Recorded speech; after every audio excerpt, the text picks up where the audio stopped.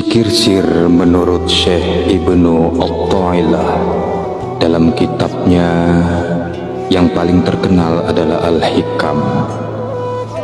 Beliau mengungkapkan sebagai tanda bahwa sebuah zikir sampai pada sir atau nurani terdalam pada jiwa yang kelak menjadi tempat cahaya penyaksian adalah saat pezikir dan objek zikirnya lenyap tersembunyi.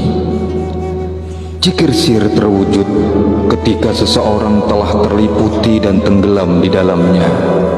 Tandanya, apabila engkau meninggalkan zikir tersebut, ia tak akan meninggalkanmu. Zikir tersebut terbang masuk ke dalam dirimu untuk menyadarkanmu dari kondisi tidak sadar kepada kondisi hudur atau hadirnya qalbu.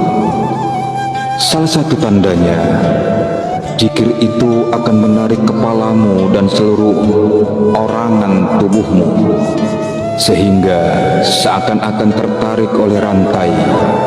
Indikasinya, zikir tersebut tak pernah padam dan cahayanya tak pernah redup. Tetapi engkau menyaksikan cahayanya selalu naik turun, sementara api yang ada di sekitarmu senantiasa bersih menyala.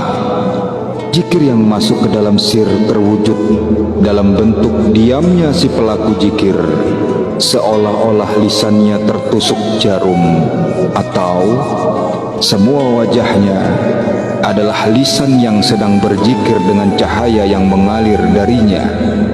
Ketahuilah, setiap zikir yang disadari oleh kalbumu didengar oleh para malaikat penjaga, sebab perasaan mereka beserta perasaanmu. Di dalamnya ada sir, sampai saat zikirmu sudah ghaib dari perasaanmu karena engkau sudah sirna bersama Tuhan.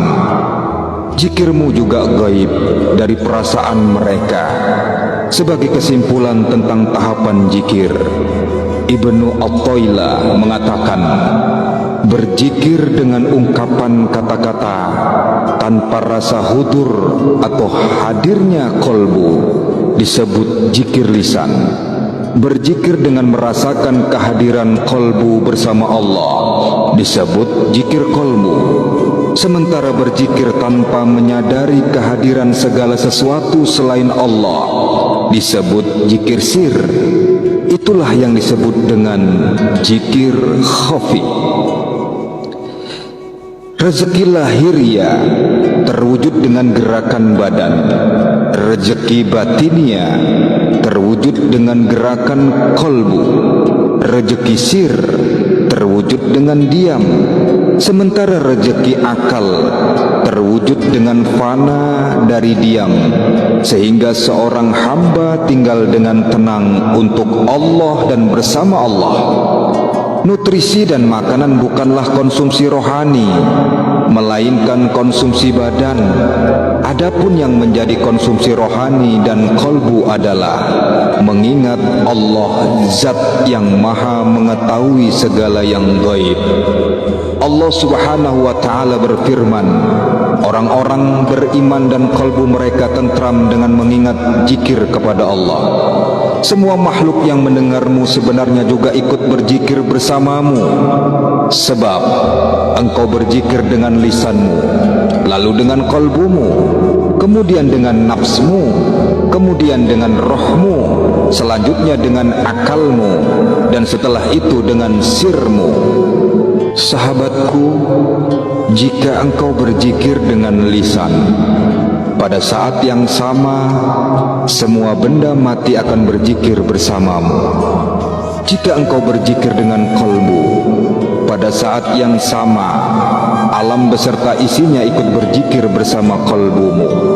Jika engkau berzikir dengan nafsmu atau dirimu, sukmamu, pada saat yang sama seluruh langit beserta isinya juga turut berzikir bersamamu.